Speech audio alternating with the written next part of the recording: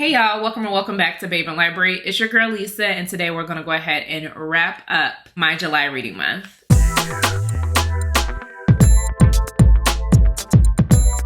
So that being said, July is typically a crazy busy month for me. It is my birthday, my best friend's birthday, my brother's birthday, a couple of other girlfriends' birthday.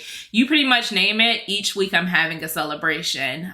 So it is an amazement to me that I was able to pick up 9 books and read them all in the month of July. The majority of them were ARCs, which I am extremely thankful to publishing companies, authors, whoever was able to send me an ARC copy. The first one being the advanced reader copy of The Duchess Effect. This is the sequel to American Royalty by Tracy Livesay. So because it's a sequel, I won't get too much into the premise of it. But what I will say is this was a highly anticipated sequel just because the first one kind of left on a cliffhanger for me. This is a royalty romance between your Prince Jameson, who kind of gives you Prince Harry vibes, and Danny, who's a celebrity rapper by the name of Duchess. Now in this is their story after all hell breaks loose. The media gets wind of their relationship and what it's like to navigate the waters of tabloids as well as overseas. And so one of the things I will say, I've been hearing a lot of people float around of whether or not this needed to actually come to fruition, whether or not we needed this book. I won't necessarily say that we needed it, but I was intrigued by getting to know Danny more. In the first book, I didn't feel like Danny's connection was as strong as Jameson and that their love story would work. However, in this, I did get to see their lifestyle and what they would like to do with each other, how they enjoy each other's company and how they feed off of each other's energy. One of the biggest things that was an issue for me is that this entire plot line could have been avoided if Danny had come out and been forthright. When you do something that can harm the relationship with your partner, I think that there needs to be groveling. And in this situation, I didn't feel that Danny groveled enough to be able to satisfy what she did to Jameson.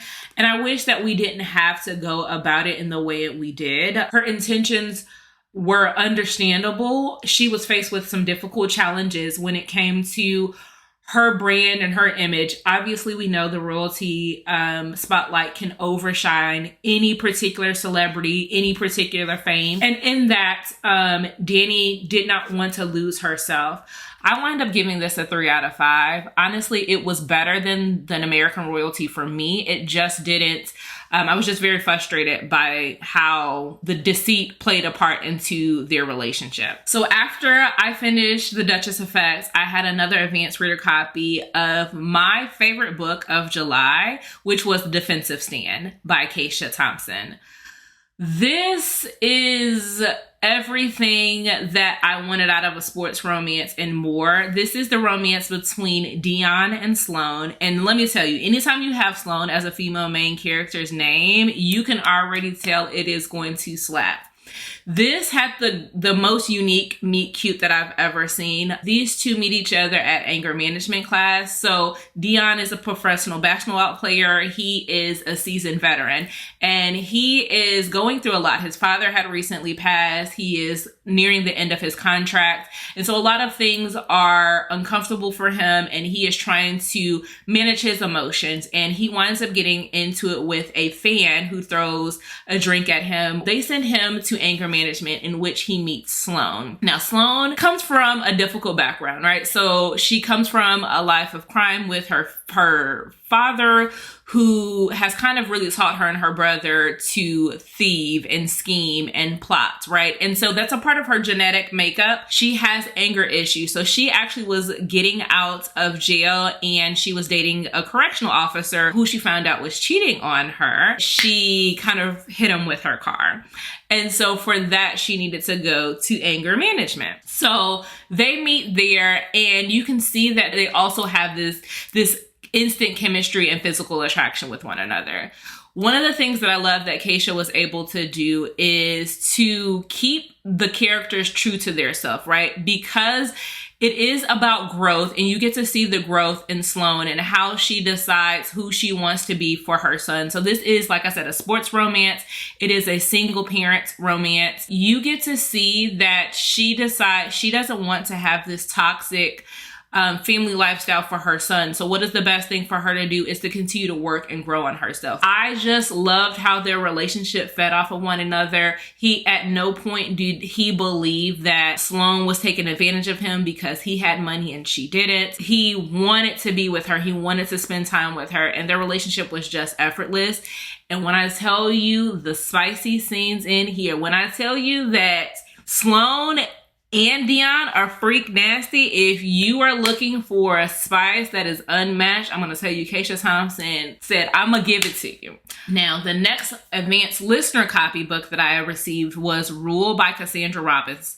So that is an age gap forbidden teacher-student romance between Brett and Alexandria. Now, this particular situation also has a little bit of Sister's X, which all sounds intriguing, right? But one of the things I will say about this teacher-student romance is there wasn't enough concern for me that they were going to be caught. Like, they truly did not care. I didn't feel the connection between the two. Alex was also a little bit too young and immature, which is to be expected, right? So she is a freshman in college and she is just getting there. I wish I could tell you that I like this book, but unfortunately, it read like a 2-star read for me. Now, this is the sequel to Taken to Viraxia. So this is Taken to Nobu. This is the romance between Kiki and Akari. You get to meet them in book 1. Akari had, for lack of a better term, resonated with her. He knew that this was his fated mate. He takes Kiki back to his home planet, which is Nobu. And from there,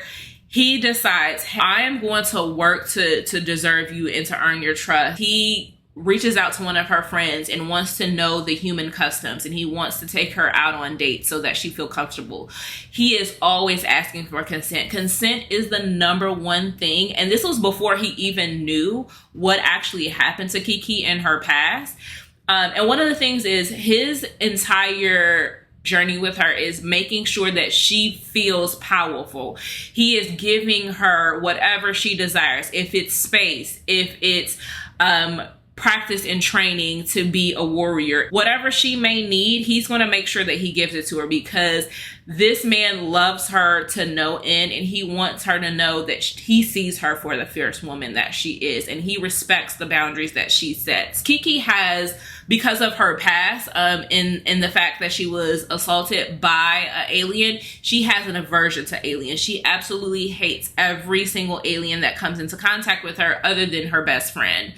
And so in this, she tends to work to overcome her prejudice, and she becomes one with the people of Nobu and learns their customs, and also fights for the community and for the justice of women. I can't tell you how much I love this book, and I can't wait to get Elizabeth Stevens to sign this. So if you've been watching my video lately, you all know that I am, in the thick of it when it comes to friends to lovers as well as rockstar romance. So I had to pick up The Girl with the Stars in Her Eyes.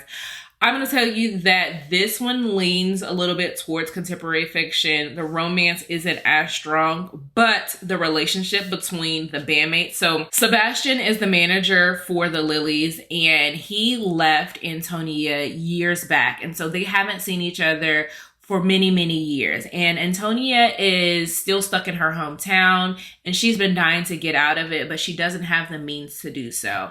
And when the opportunity comes up for her to audition for the Lilies, she thinks that this could be the break. But the problem is that her childhood best friend, who she had a crush for and had been pining for, who left her in the small town, is their manager. She goes in for the audition, she gets the job, and it is her building her relationship with him again, her finding her way to, get the means to be able to live the life that she wants to. She finds out as she works with the ladies in the Lilies that there is so much more to family and friendship and making a name for yourself, that she feels like this is exactly where she needs to be. It took me by surprise, really, truly. I will say that I actually really enjoyed this one. The sequel is actually coming out. They just had released the cover, which I'll put up here.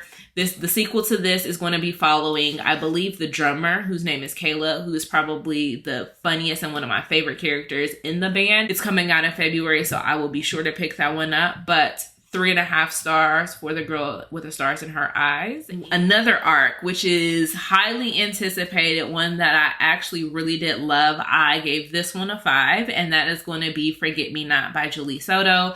This is a second chance romance with a grump sunshine situation. The hero falls first.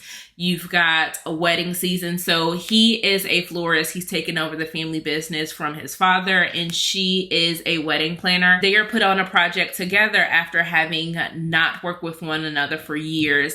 This is a high profile wedding that his mother, who is a senator, kind of puts her on. And this was before she knew that he was going to be the florist and how she got the recommendation. This is told in amazing past and present tense. Amma, who is the wedding coordinator, she is speaking in present tense. Our main male character, Elliot, who is covering the past.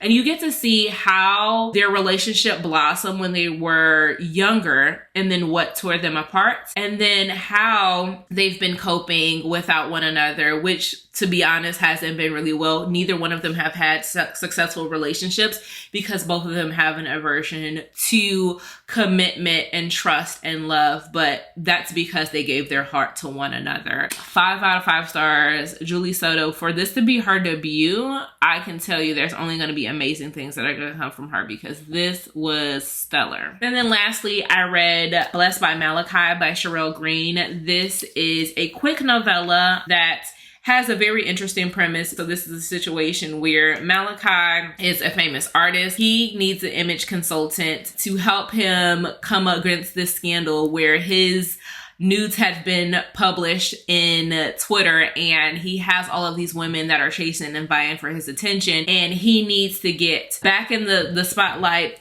in positive publicity because he is losing customers by all of this negative attention. He finds Avery, or Avery actually finds him, and she's like, hey, I've got a genius idea. Why don't you go on national television, go on some of these dates, talk to a therapist. We will make it all work out for you so that way we can reshape your image. And as he goes on these dates and is trying to really give these women his attention and trying to figure out why he has such an aversion to relationships, he starts to see that the woman that he wants is Avery, and he's drawn to her. And so he's trying to figure out, how do I show her that I'm interested in her and that I am serious after she's seen all of these things in the media about me, and as we have this working relationship. When I tell you this story is funny to boot, I was laughing out loud. My side hurt by how funny this book was. This shows when a man is ready, he is ready, and he will make that determination. And when I tell you that